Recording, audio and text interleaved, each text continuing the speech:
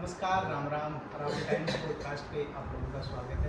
साथियों, काफ़ी दिनों पहले हमने ऐसी शख्सियत से आप लोगों को रूबरू कराए थे जो अहीर रेजिमेंट मूवमेंट को लेकर आप लोग उस बात पे हम लोग आपस में रूबरू हुए थे और उसमें एक विशेष चीज़ निकल के आई थी कि ये अहीर रेजिमेंट का ही मामला नहीं है। ये मामला देश में जो भारतीय सेना के अंदर जाति के आधार पे जो भर्तियाँ हो रही थी उसको लेकर ये मामला है और इसमें चेंजेस को लेकर भी हमने बातचीत की और काफ़ी आप लोगों ने उस वीडियो को सराहा भी था।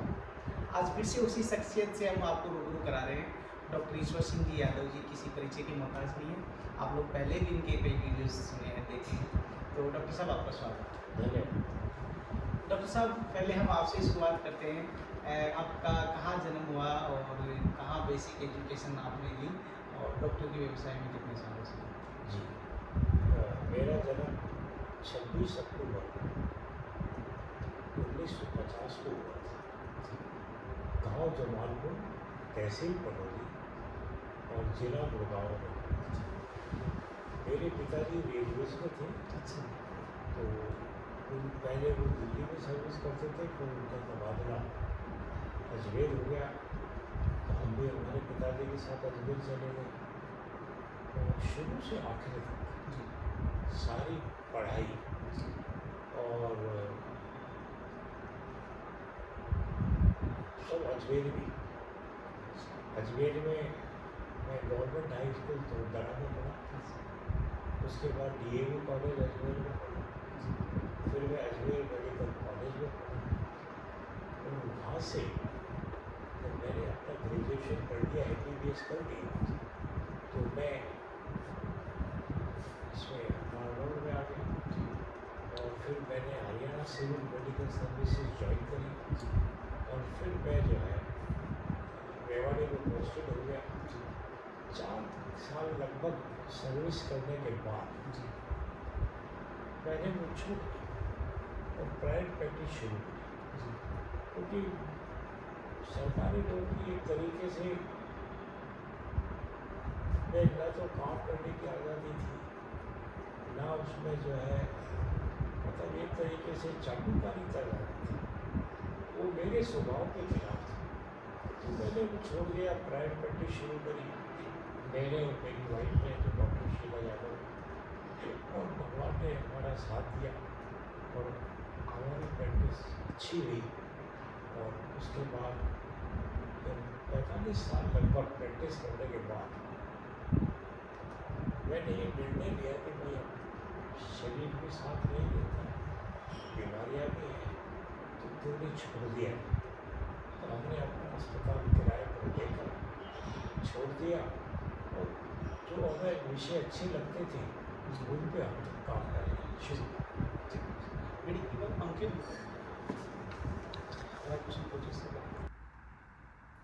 जी। तो डॉक्टर साहब, एक बहुत बड़ा इशू जो इस देश के जो तथाकथित बुद्धिजीवी है उनको भी पता नहीं था और जो उससे पीड़ित है उसको भी पता नहीं था। भारतीय सेना में जाति के आधार पे भर्ती होती है, जबकि देश में कहीं पे भी जाति के आधार पे भर्तियाँ नहीं होती।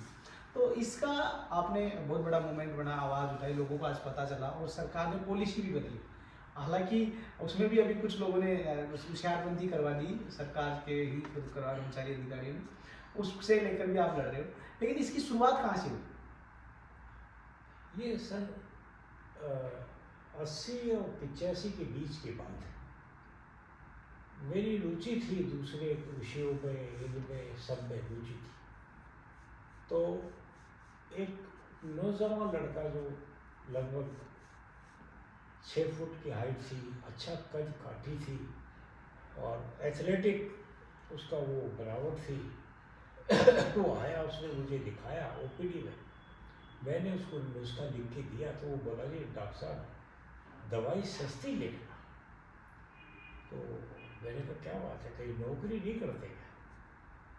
अच्छा, मेरी एक आदत है, मैं आम आदमी से बहुत बात करता हूँ, क्योंकि जो चीज़ आम आदमी बता देता है जी, वो बड़े से बड़े ज्ञानी आदमी नहीं बता सकते।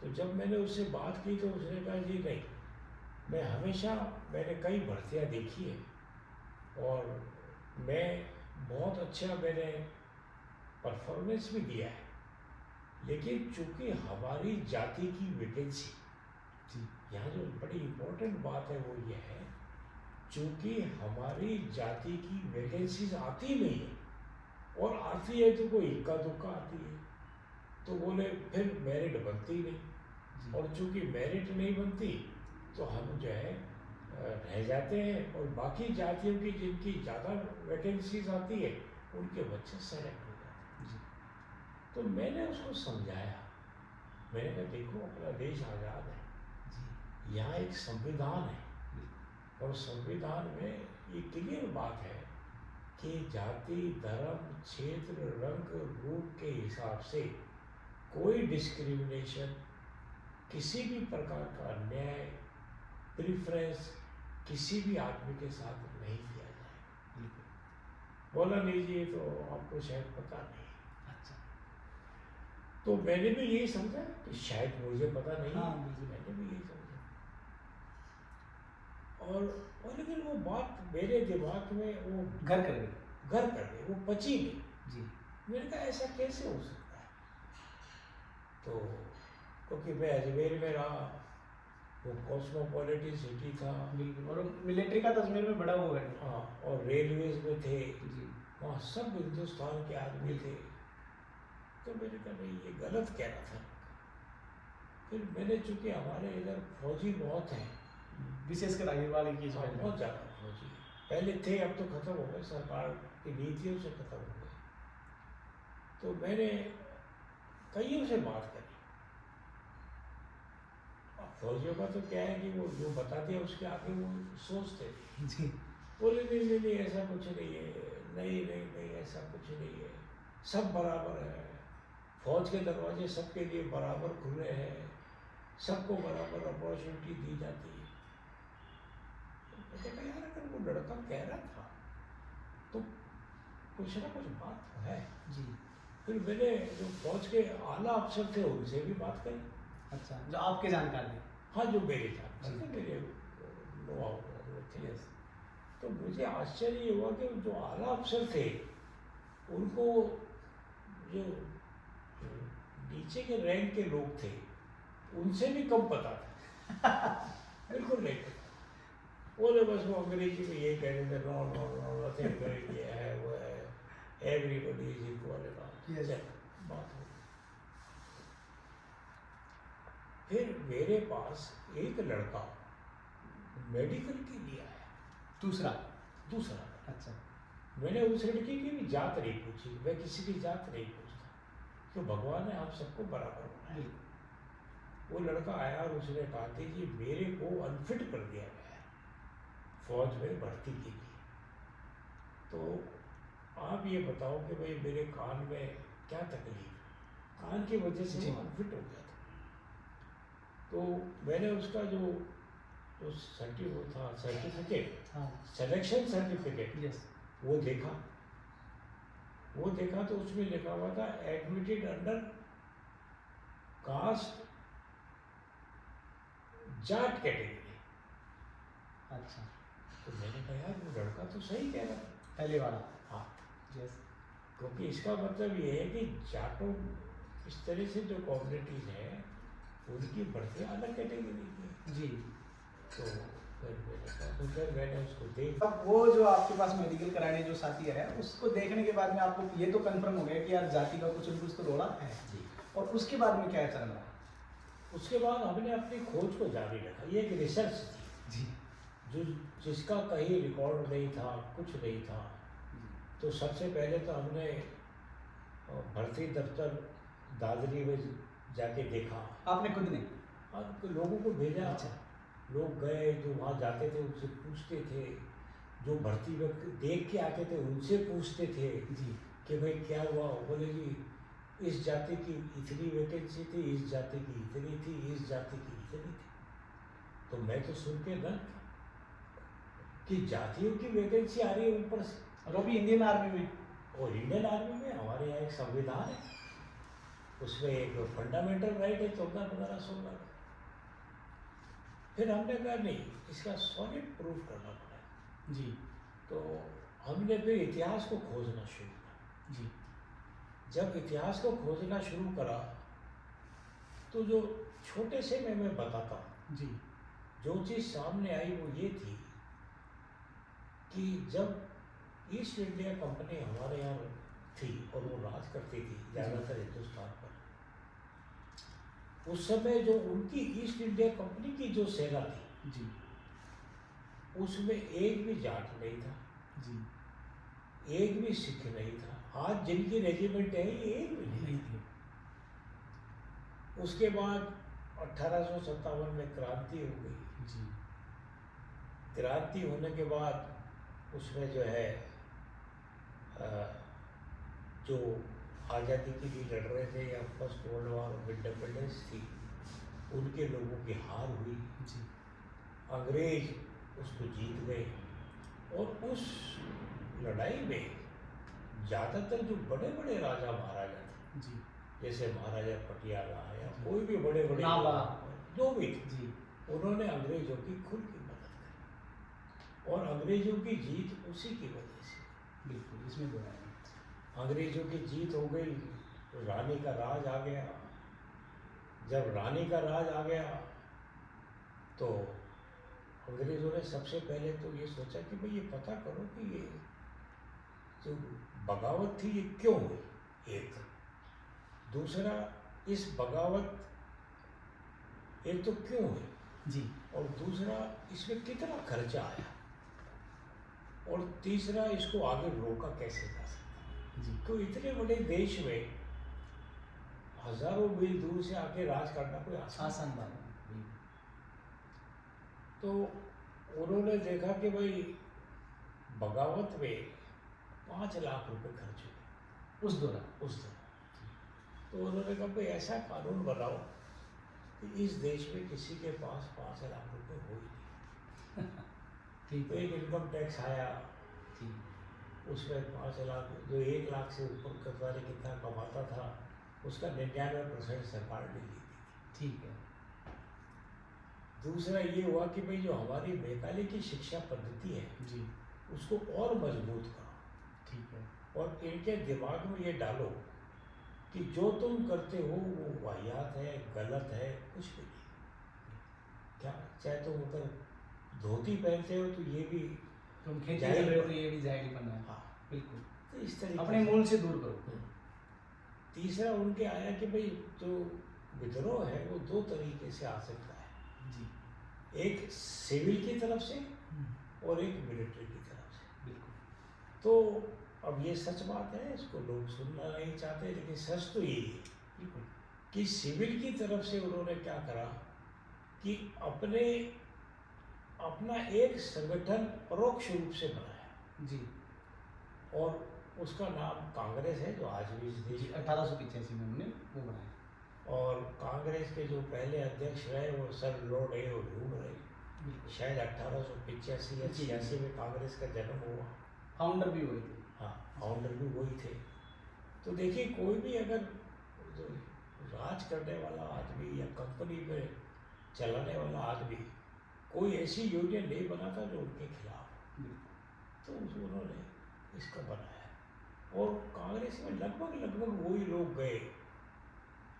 जो विक्टोरिया की सरकार को मान चुके थे, रानी की सरकार नहीं, को वो मान- मतलब जो बड़े बड़े अहदों पे थे, वकील थे, जिनका रोज सरकारी उससे काम करता था। तो वो अपने काम भी निकलवाते थे और कोई 19-20 छोटी मोटी डिमांड होती थी तो अंग्रेजों के सामने रख देते थे। आम जनता ये समझती थी कि भाई ये तुम्हारे रिप्रेजेंटेटिव तथाकथित रिप्रेजेंटेटिव बन गए बन गए। लेकिन सच बात ये है कि वो थे अंग्रेजों के रिप्रेजेंटेटिव और आज भी वही हालत है। बिल्कुल। जो इन्होंने करा वो सबके सामने। जी और कभी गलती से अगर कोई राष्ट्रवादी भावना वाला आदमी कांग्रेस में चला गया तो उसको कांग्रेस छोड़ दी। हाँ, बहुत से उदाहरण हैं। हाँ, या वो पीछे रहा और बाकी सब लोग आगे। बिल्कुल, या तो उसको बढ़ने ही नहीं दिया गया और बढ़ गया तो मजबूर होकर छोड़ दिया गया। बिल्कुल। चल अब ये बात तो एक अलग हो गई। फिर उन्होंने कहा यार फौज को बगावत कैसे रोके। तो फौज को में बगावत रोकने के लिए उन्होंने क्लास कंपोजिशन या कास्ट कंपोजिशन लागू करी। जी और सबसे पहले जो कास्ट कंपोजिशन है ये 1897 में लागू हुई। अच्छा, कब लागू हुई? 1897। 18 पहली बार। उस समय 6 या 7 इन्फेंट्री रेजिमेंट थी। जी उसमें हर एक रेजिमेंट में जाति के हिसाब से वर्गीकरण हुआ। जी, लेकिन डॉक्टर साहब मैं यहाँ आपको थोड़ा सा रुकूंगा। वो जाति का वर्गीकरण किस आधार पे? वो बगावत के आधार पे 1800? हाँ, जिन लोगों ने बगावत करी, जी जिसमें मुसलमान थे, जी ब्राह्मण थे, जी कुछ अहीर भी थे, जी क्या बिल्कुल, तो उनको उन्होंने फौज में तरजीह देने से मना किया। मना कर दिया। एक तरीके से दरवाजे बंद। बंद। और उसका जो फॉर्मूला था वो ये था, रॉयल इज लॉयल। अच्छा, क्या था? Royal is royal, royal is loyal. Loyal and never trust unknown. ये जो खैरिज है इस पर कभी विश्वास मत करना, क्योंकि खैरिज नहीं तो बगावत की करी। तो जिन लोगों ने अंग्रेजों के साथ रहे 1857 में, उनकी रेजिमेंट बनी। उनको इनाम स्वरूप नहीं, रेजिमेंट अभी नहीं बनी। अच्छा, उनके नाम से भर्तियाँ शुरू हुई। उनके नाम से भर्तियाँ शुरू हुई। अच्छा, और ज़्यादातर भर्ती में हिस्सा उन लोगों को दिया गया। उस समय तो कौन संविधान था नहीं जी, और वो सिस्टम चल पड़ा। अब इसमें एक दूसरा फैक्टर ये था, अंग्रेजों ने सोचा कि हमें सिपाही जो बन रहा है उसकी जो लॉयल्टी है, उसकी जो लॉयल्टी को हिंदी में क्या कहेंगे? भक्ति मान लो उसकी, आपके प्रति श्रद्धा। अरे उसकी जो भक्ति है या उसकी जो लॉयल्टी है वो अपनी जात के प्रति रहे, देश के प्रति कभी नहीं रहे। कि भाई देखो ऐसा मत करो, नहीं तुम्हारी जात बदनाम हो जाएगी। बिल्कुल, आप समझे? बिल्कुल, वफादारी। वफादारी। जी, तो उनकी वफादारी अपनी रेजिमेंट के प्रति रही, अपनी जाति के प्रति रही और देश के प्रति कभी वफादारी नहीं। अब जैसे उस समय अंग्रेजों का राज था, कोई संविधान तो था नहीं। बिल्कुल, चलता रहा चलता रहा चलता रहा। फर्स्ट वर्ल्ड वॉर आई। फर्स्ट वर्ल्ड वॉर में वो जो कुछ जातियों के सिपाही थे वो कम पड़ गए। अच्छा, तो उन्होंने क्या करा, दूसरी जातियों के लिए भी थोड़ी थोड़ी जगह खोली। बड़ा लॉजिकली बताते हो डॉक्टर साहब। हाँ, जगह उन्होंने खोली, यही रिसर्च है। तो उसमें बाकी लोग भी बेचारे भर्ती हुए। जी, जैसे अपने गुजर भाई बहुत भर्ती हुए, अहीर तो सबसे ज़्यादा भर्ती हुए, जी, सब भर्ती हुए। इसी तरह सेकेंड वर्ल्ड वॉर हुई। जी, सेकेंड वर्ल्ड वॉर में भी भर्ती खोली गई और अन्य जातियों को शामिल किया। ज़्यादा भर्ती किया गया, तो सब भर्ती हुए। अब रेजिमेंटेशन जो आई, जी, तो रेजिमेंटेशन धीरे धीरे उन्होंने क्या करा, केवल उन्हीं जाति की करी जो उनके प्रति वफादार थे, विश्वास पात्र थे। और जो जातियों ने समय समय पे बगावत करी उनकी कभी रेजिमेंट नहीं बनी। अच्छा, उसके बाद 1945 का एक वो है किस्सा। जी, 1945 में ये अपने जो अम्बेडकर साहब थे, जी, ये डिफेंस कमेटी के मेंबर थे। जी, तो इन्होंने देखा यार कि अगर रेजिमेंट बन जाए अपने सिपाहियों की जी, तो कौम बहुत तरक्की कर जाएगी, परमानेंट तो रोजगार मिलेगा, जी। पेंशन मिलेगी। अम्बेडकर इन मामलों में थोड़ा प्रोग्रेसिव भी थे। हाँ, ये बाहर जाके सीख के आएंगे। जी, तो उन्होंने बाहर रेजिमेंट का निर्माण कराया। अच्छा, 45 में। सन 45। ठीक है। अब यहाँ एक बात देखो, उन्होंने दूसरे हरिजन जातियों की रेजिमेंट नहीं बनवाई, केवल अपनी जाति की रेजिमेंट बनवाई, बाहर रेजिमेंट। क्योंकि अम्बेडकर साहब खुद बाहर थे। ये एक बड़ा प्रश्न चिन्ह है। ठीक है, बिल्कुल। उसके बाद फिर सन 47 आ गए। उसके बाद जो जितने बड़े बड़े राजा महाराजा थे उन्होंने अपने फौजों का जी, जो विलय है भारतीय आर्मी में भारतीय सेना ने कर दिया, जो अंग्रेजों ने उनसे जी। करवाए। तो इसीलिए आप ये देखो, ये जो बताते हैं ना जी, जितना बड़ा झूठ भारतीय सेना के लिए हमारे देश में पिछले 75 साल से बोला जा रहा है, उतना बड़ा झूठ शायद संसार में कभी नहीं होगा। और ये जो झूठ है जी, ये संसद के अंदर भी बोला जा रहा है, संसद के बाहर भी बोला जा रहा है, और आम आदमी तो सोच ही नहीं सकता है कि भाई ऐसा हो सकता है, उसको बेचारे को कुछ नहीं पता। बहुत बड़ी बात की है डॉक्टर साहब, संसद के अंदर भी झूठ अंदर भी झूठ बोला जा रहा है। अब मैं आपको आगे बताऊंगा, अभी फिलहाल मैं आपको यही रखता हूँ जी। कि जैसे जो राजपूत राजा महाराजा थे, उनकी उनकी जो रेजिमेंट जब विलय हुई जी तो उसका नाम राजपूत रेजिमेंट हो गया। महाराजा भरतपुर या कोई जाट राजा थे, उनके तो उसका नाम जाट हो गया। महाराजा पटियाला के जो सिख रेजिमेंट हो गया, उसका सिख रेजिमेंट हो गया। इस तरीके से कुमाऊं रेजिमेंट हो गई।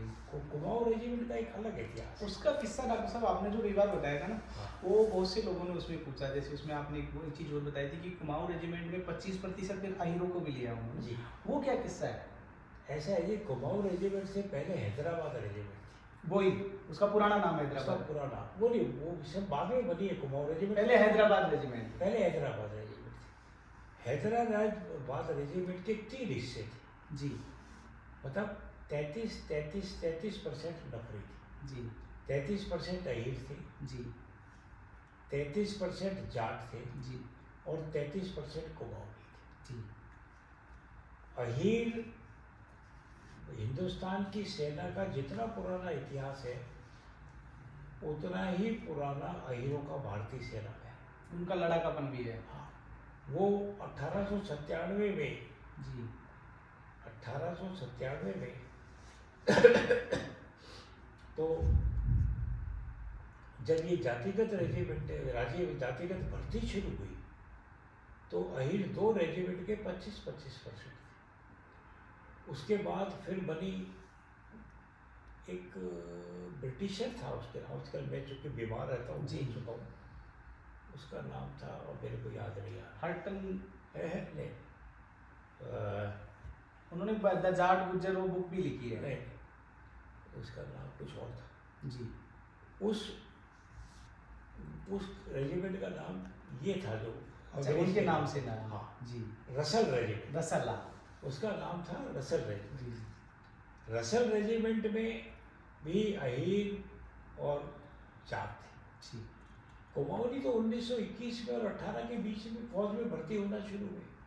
कुमाऊनी प्रथम विश्व युद्ध के बाद, हैदराबाद जी। रेजिमेंट के बाद, फिर जब हैदराबाद रेजिमेंट का गठन हुआ जी तो उसमें 3 कौमें ली गई, अहीर, जाट और कुमाऊनी। जी और जब वो 19 हैदराबाद रेजिमेंट जब सिंगापुर में पोस्टेड थी तो अहीरों ने अंग्रेजों के खिलाफ विद्रोह कर दिया।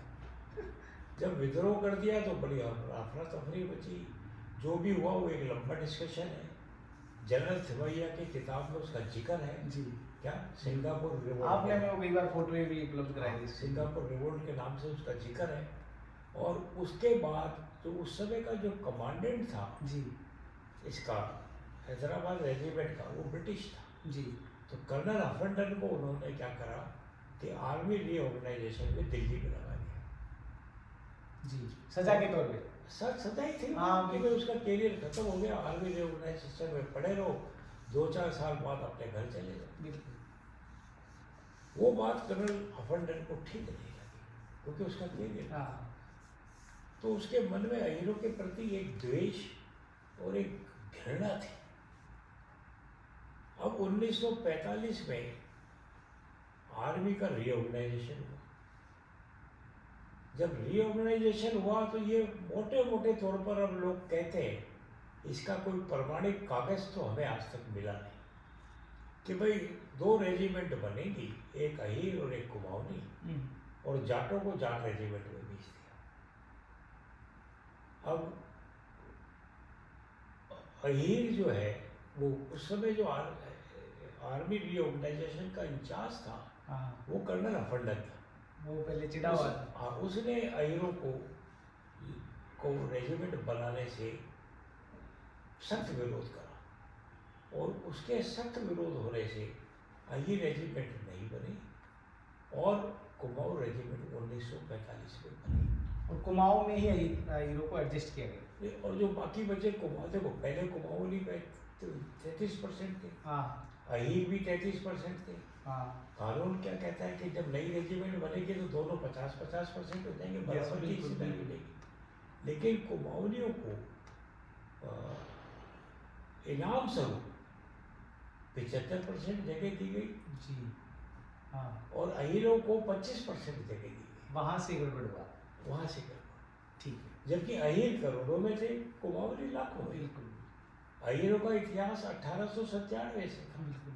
कुमाऊनी का इतिहास 1821 से और 18 के बीच में था, 1919 और 21 के बीच में। वो हो गया इस देश में, उस समय कौन पूछता, कोई ऐसी बात ही नहीं। इधर अम्बेडकर साहब ने अपनी महार रेजिमेंट बना दी। उधर आप ये देखेंगे, इतिहास को टटोल के देखो कि जब जलियांवाला बाग में जी सबने गोली चलाने से मना कर दिया तो गोरखा सिपाहियों ने गोली चलाई। ये भी एक इतिहास है, बताइए। ये भी एक इतिहास है जो आज तक इस देश के लोगों को छुपाया गया है, छुपाया गया। जानबूझ के, जी बिल्कुल। और उसके बाद इनाम स्वरूप गोरखा रेजिमेंट है। गोरखा रेजिमेंट तो थी पहले, लेकिन गोरखाओं की कितनी रेजिमेंट बनी शायद आप सोच नहीं सकते।